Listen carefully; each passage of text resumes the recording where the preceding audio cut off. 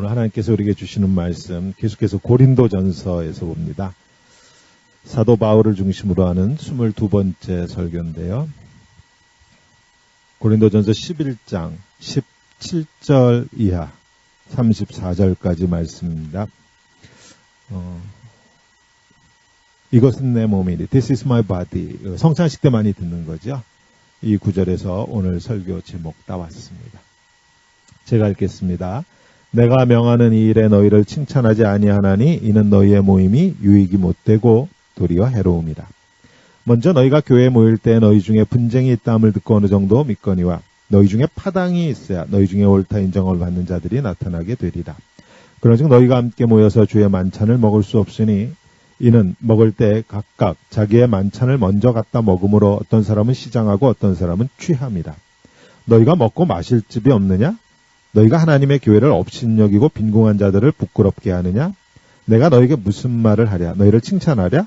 이것으로 칭찬하지 않노라. 내가 너희에게 전한 것은 주께 받은 것이니 곧 주께서 잡히시던 밤에 떡을 가지사 축사하시고 떼어 이르시되 이것은 너희를 위하는 내 몸이니 이것을 행하여 나를 기념하라 하시고 식후에 또한 그와 같이 잔을 가지시고 이르시되 이 잔은 내 피로 세운 새 언약이니 이것을 행하여 마실 때마다 나를 기념하라 하셨으니 너희가 이 떡을 먹으며 이 잔을 마실 때마다 주의 죽으심을 그가 오실 때까지 전하는 것이니라. 그러므로 누구든지 주의 떡이나 잔을 합당하지 않게 먹고 마시는 자는 주의 몸과 피에 대하여 죄를 짓는 것이니라. 사람이 자기를 살피고 그 후에야 이 떡을 먹고 이 잔을 마실지니 주의 몸을 분별하지 못하고 먹고 마시는 자는 자기의 죄를 먹고 마시는 것이니라. 그러므로 너희 중에 약한 자와 병든 자가 많고 잠자는 자도 적지 아니하니 우리가 우리를 살폈으면 판단을 받지 아니하려니와 우리가 판단을 받는 것은 주께 징계를 받는 것이니 이는 우리로 세상과 함께 정죄함을 받지 않게 하려 하심이라. 그러즉 내 형제들아 먹으러 모일 때 서로 기다리라. 만일 누구든지 시장하거든 집에서 먹을지니 이는 너희의 모임이 판단받는 모임이 되지 않게 하려 함이라. 그 밖의 일들은 내가 언제든지 갈 때 바로 잡으리라. 아멘. 자, 고린도 교회는 하나님께서 많은 많은 기프트, 은사를 부어주신 교회였지만 성도들은 어린아이들 같이 하나님께서 부어주신 그 축복을 가지고 서로 자기가 잘났다고 싸우는 그런 교회라고 했습니다. 그것도 무리를 지어가지고 서로 싸우는 교회라고 그랬어요. 그런데 오늘 말씀을 보니까 고린도 교회 성도들은 먹는 걸 가지고도 또 서로 싸웠어요. 서로 무리를 지어서 싸웠다라는 것을 알 수 있어요. 어릴 때 먹는 거 가지고 싸워보셨어요? 형제가 많은 집 아이들은 먹는 거 가지고 싸우는 일이 종종 있었죠. 자주 있었나요? 어른이 돼서도 혹시 지금도 여전히 먹는 거 가지고 싸우지 않으세요? 아이들하고? 자, 초대교회 당시에는 예배가 우리가 이해하기 쉬운 표현을 쓰면 1부와 2부 순서로 나누어져 있었습니다. 매주 드리는 예배가 두 순서로 나눠져 있어요.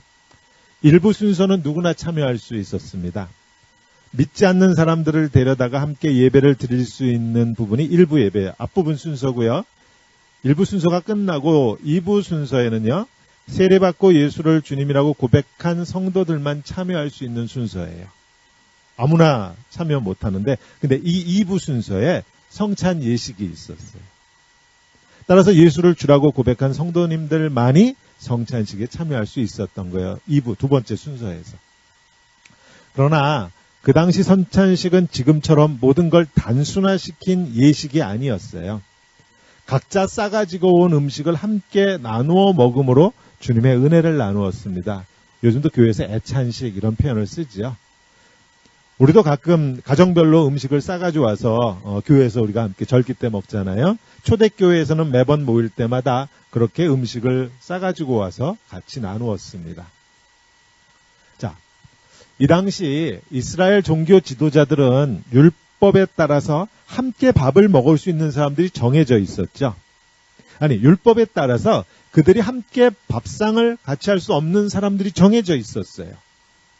죄인과 세리와 창기로 대표되는 사람들. 그런 사람들하고는 결코 밥을 같이 먹을 수 없는 사람들이 유대인들이었습니다. 그러나 주님은 누구도 차별하지 않으셨어요. 죄인과 세리와 창기들과 함께 식사를 하셨어요, 주님은. 주님의 식탁에서는 누구도 차별받지 않았습니다. 누구나 주님과 더불어서 먹고 마시고 즐거워할 수 있었어요. 이게 주님의 식탁이에요. 초대교회 당시 성찬의 의미는 이렇게 예수를 주님이라고 고백하는 사람이라면 누구나 주님의 밥상에 초대받아 나아갈 수 있었던 거예요. 그런데 오늘 본문에서 보듯이 고린도 교회에서는 그렇게 함께 음식을 먹는 성찬의 자리가 무리를 짓고 서로 차별하는 자리가 되었습니다. 21절 보세요. 오늘 본문 21절. 이는 먹을 때 각각 자기의 만찬을 먼저 갖다 먹으므로 어떤 사람은 시장하고 어떤 사람은 취함이라. 영어 성경 보니까요. You even start eating before everyone gets to the meeting. And some of you go hungry while others got drunk. 자, 무슨 뜻인지 좀 생각해 보자고요. 누가 먼저 오는 사람들이었겠어요? 그때는 지금처럼 모두가 다 쉬는 날, 썬데이, 아침에 모이는 것이 아니었고요. 낮에 일하고 밤에 모였어요. 당연히 부자들, 살만한 사람들은 일찍 올 수 있었을 것이고 종들이나 하루하루 먹고 살기 힘든 사람들은 하루 종일 일하고 부랴부랴 달려와야 했을 거예요.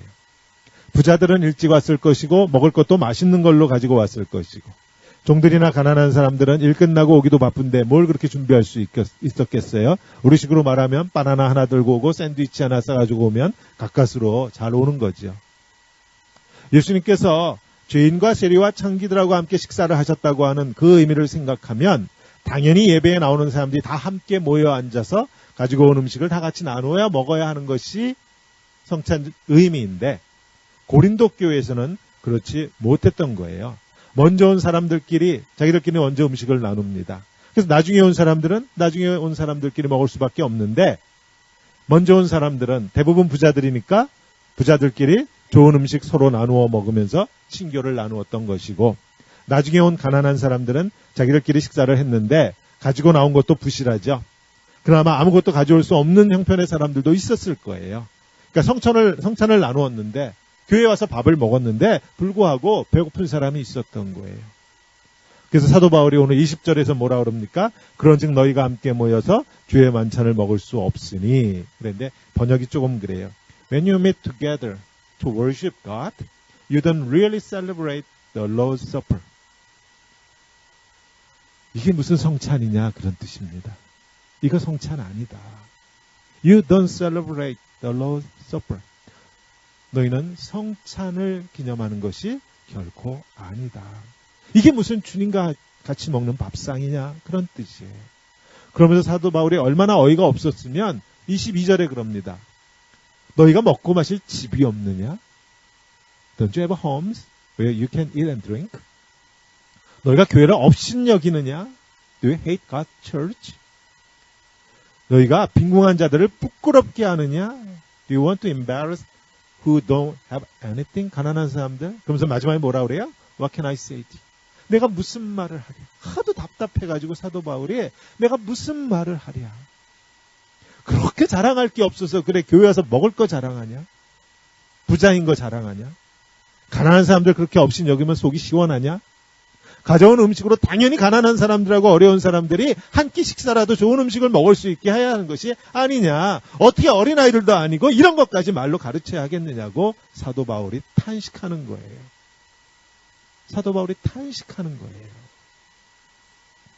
우리 먹는 거에 대해서 조금 더 생각해 보자고요. 먹는다는 게 도대체 뭡니까? 먹는다고 하는 그 행위가 배고픔을 해결하는 게 전부인가요? 먹고 배부르면 전부인가요? 아니더라고요. 인간에게 있어서 먹는다고 하는 행위는 지극히 정치적인 행위예요. 먹는 행위 하나 속에 내가 누구인지, 내가 어떤 위치, 사회적으로 어떤 위치에 있는지가 다 나타나더라고요. 세상에서는. 내가 누구랑 어디서 어떤 음식을 먹는가 하는 것이 내가 사회적으로 어떤 위치에 있는가 하는 것을 보여주는 척도로 여겨지는 우리가 그런 세상에 살고 있어요. 최근 한국에서 공직자들이 사람들한테서 비싼 음식, 기업으로부터 비싼 음식 대접받지 못하도록 하는 그런 법을 지금 만들고 있죠. 무슨 사람 이름을 따서 김영란법, 무슨 공직자 부패 추방법, 뭐 이런 법을 지금 만들고 있어요, 한국에. 예를 든 걸 봤더니 공직자들은 3만 원 이상 되는 음식은 대접받지 못한다라고 규정했더라고요. 그랬더니 일부 높은 사람들, 국회의원들이 뭐라 그래요? 야, 3만 원 가지고 되겠느냐? 좀 심하지 않았냐? 5만 원으로 올리자 그럽니다. 그래서 국민들로부터 또 욕을 먹어요. 서민들은 5천 원짜리 밥 사 먹기도 힘든데 높은 사람들이 서민들의 삶은 전혀 알지 못하고 그래서 또 욕을 먹습니다. 잘 생각해 보세요. 한국이 어떤 나라예요? 세계에서 부정부패가 심한 나라 중에 하나죠. 우리가 다 알고 있듯이 높은 자리에 있는 사람들한테 돈 봉투를 주지 않으면 아무 일도 할 수 없는 나라입니다. 기업들이 치를 떨어요. 3만 원 이상 되는 음식으로 대접받지 말라라고 하는 말은 대접받지 말라란 뜻이에요. 높은 자리에 있는 사람들은 기업이나 서민들로부터 힘들고 어려운 사람들로부터 대접받지 말라라는 것입니다. 그 사람들이 비싼 밥과 비싼 술 대접받으면 당연히 팔이 안으로 굽는다고 자기를 대접한 사람들한테 관심을 갖게 되고 뭔가 하나라도 더 해주려고 하는 게 사람의 마음이잖아요. 인지상정이잖아요. 3만 원 이상 되는 음식으로 대접받지 말라라고 하는 것은 대접받는 문화를 없애자라는 거예요. 대접하는 문화, 대접받는 문화 이거 없애자는 거예요. 자세히 봤더니 자기에게 뭔가 해줄 수 있는 사람한테 뭐 아무것도 못 해주는 사람을 대접하는 건 아무 문제가 되지 않더라고요. give and take. 내가 뭔가를 대접했을 때 뭔가 받을 수 있는 위치에 있는 그런 사람들에게 해당되는 거였더라고요. 그러니까 목사는 밥 사줘도 괜찮은 거예요. 국회의원이라고 하는 사람들이 책상에 앉아서는 3만 원은 너무 적으니까 5만 원으로 하자. 무슨 말이에요? 대접받겠다라는 뜻이죠. 대접받아야겠다라는 거예요. 5만 원 정도는 돼야 그래도 대접받는 기분 난다는 뜻이잖아요. 그런데 왜 이런 일이 일어납니까? 밥 한 끼를 먹는 게 단순히 배고픔을 해결하는 게 아니고요. 어떤 밥을 누구랑 어떻게 먹느냐 하는 것이 고도의 정치적인 행위라는 것이에요. 그래서 예수님은 그렇게 말씀하셨어요. 밥을 누구한테 사려고 하거든 어떤 사람들한테 밥을 사라고 예수님 이런 것까지 말씀하신 거 아시죠? 누가복음에 있어요. 누가복음 14장 12절 이하의 말씀입니다. 또 자기를 청한 자에게 이르시되 네가 점심이나 저녁이나 베풀거든 밥을 사려거든 벗이나 형제나 친척이나 부한 이웃을 청하지 말라. 두렵건대 그 사람들이 너를 도로 청하여 내게 갚음이 될까 하노라. give and take 하지 말라라는 거예요. 잔치를 베풀거든 차라리 가난한 자들과 몸 불편한 자들과 저는 자들과 맹인들을 청하라. 그리하면 그들이 갚을 것이 없어. 그들은 너한테 갚아줄 수가 없으니까 너한테 복이 될 것이다.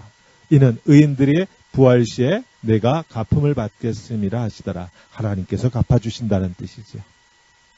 예수님은 우리가 밥을 먹는 것이 고도의 정치적인 행위라는 것을 말씀하고 계세요. 밥상을 누구와 함께 하느냐 하는 그것 속에 우리의 욕심과 우리의 정욕이 감춰져 있다고 예수님 친히 말씀하고 계십니다. 자, 이렇게 고린도 교회 성도들이 얼마나 어린아이들 같은지 이야기한 후에 사도 바울이 그리스도인에게 있어서는 그런 먹는 행위의 본질적 의미가 무엇인가 하는 것을 성찬이라고 하는 예식 속에 담아서 말씀하고 있어요. 우리가 잘 아는 구절들이죠. 주께서 잡히시던 밤에 떡을 가지사 축사하시고 떼어 이르시되 이것은 너희를 위한 내 몸이니 이것을 행하여 나를 기념하라. 많이 듣죠. This is my body which is given for you. Eat this and remember me. 이것을 먹고 나를 기억하라. 세상은요, 먹는 행위를 통해서 서로 편을 가르고 끼리끼리 무리를 지어서 자기들의 욕심과 정욕을 채우려고 하죠. 생각해 보세요. 교회와 세상의 근본적인 차이가 바로 여기에 있다라는 것이에요. 교회하고 세상이 어떻게 다른가 하는 거 보세요. 교회는 하나님 안에서 하나가 되는 것이죠. 교회의 특징은 누가 뭐라고 그래도요, 하나님 안에서 하나 되는 것이에요. 세상은 끊임없이 이익을 위하여 무리를 짓고 누군가를 경계선 밖으로 자꾸 내쫓아요. 자꾸 배제해요. 이게 교회와 세상의 가장 근본적인 차이예요. 십자가에 죽으시기 전에 제자들의 발을 씻겨주셨듯이 주님은 성찬의 밥상에서 자기의 몸을 아예 내어주신다고 그러시죠. 이것은 너희를 위한 내 몸이다 그러지. This is my body. 그리고 이 잔은 내 피로 세운 새 언약이니 이것을 행하여 마실 때마다 나를 기념. This is my blood. 이건 내 피다 그러셨어요. 우리가 교회에서 오늘 성찬식을 하겠지만 성찬식을 베풀고 주님의 몸을 먹고 주님의 피를 마시면서 예수님을 기억하는 까닭은요. 우리에게 있어서 먹는다고 하는 이 행위는 세상에서처럼 내 유익을 위해서 하는 정치적인 행위가 아니요. 나도 주님처럼 내 몸을 희생할 것이고 나를 내어주겠다고 다짐하는 의식입니다. 잘 보세요. 지금 뗄게요. 이것이 내 몸이다 그러셨어요. This is my body. 이 한 조각 떡 속에 예수님의 몸이 들어있어요. 근데 예수님의 몸이 곧 뭐라고 그랬죠? 성경에서? 교회는 주의 몸이다 그랬잖아요. 예수님은 이 떡 한 조각을 주시면서 이게 내 몸이다 말씀하시면서 동시에 이 속에 무엇이 있다? 교회가 있다고 말씀하세요. 이 떡 한 조각 속에 교회가 있다고 말씀하세요. This is my body. 이 교회로 들어오라는 것이에요.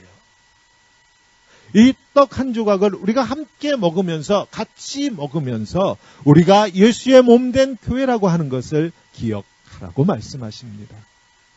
이렇게 해서 우리가 하나가 되는 것이에요.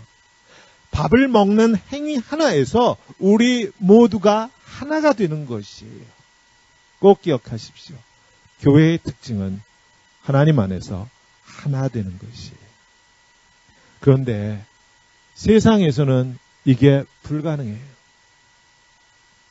죄에 물든 인간은 밥을 먹는 행동 하나 속에서도 서로를 차별하고 구분하고 권력을 추구합니다.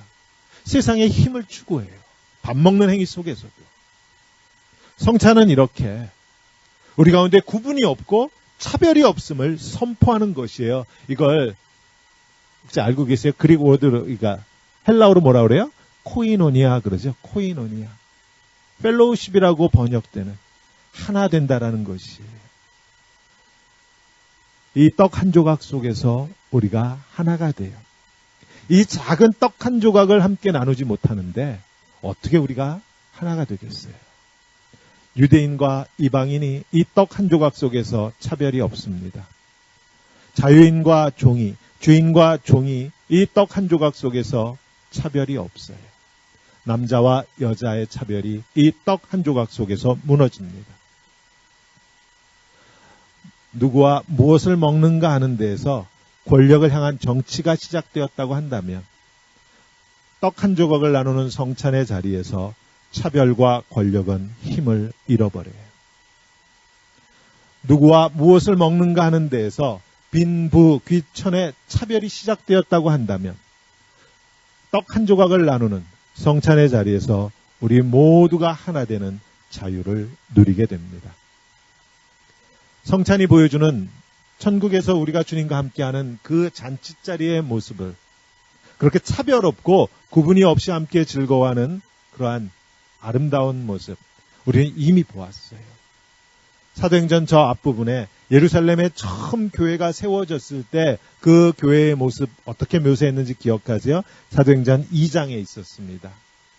사도행전 2장 46절에 가면 이렇게 설명하고 있죠. 그 교회를 기쁨과 순전한 마음으로 음식을 먹었다 그럽니다. 기쁨과 순전한 마음으로 음식을 먹었대요. 고린도 교회하고 너무나 다른 모습이죠. 이렇게 하나님 안에서 하나된 공동체의 이 아름다운 모습을 아주 오래전에 다윗은 이렇게 노래했어요. 형제가 연합하여 동거함이 어찌 그리 선하고 아름다운고. 시편 133편 1절입니다. 형제가 연합하여 동거함이 어찌 그리 선하고 아름다운고. 이 공동체, 하나님 안에서 하나 되는 공동체죠. 성도님들은 지금까지 살아오면서 가장 기쁨이 넘쳤던 식탁 자리가 언제였어요? 누구랑 어디서 어떻게 먹었던 식탁을 아직도 기억하세요? 저는 제가 결혼하던 날 축하해 주시려고 오신 성도님들하고 함께 했던 그 식탁이 제가 지금까지 경험했던 식탁 중에 가장 기쁨이 넘쳤던 식탁이었어요.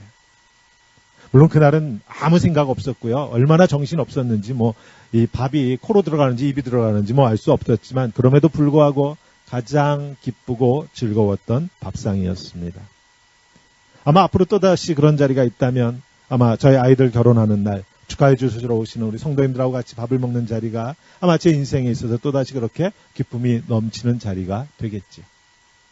우리 청년들 결혼식 할 때 우리 성도님과 더불어서 음식을 떼고 밥을 먹고 축하하며 기뻐하는 자리가 제가 앞으로 경험하게 될 정말 순전한 기쁨으로 밥을 같이 먹는 주님과 더불어서 아마 그런 밥상이 될 거예요. 그 순전한 마음. 그런데 세상에서 어때요? 결혼식 가면서 이 순전한 마음으로 결혼식에 갑니까?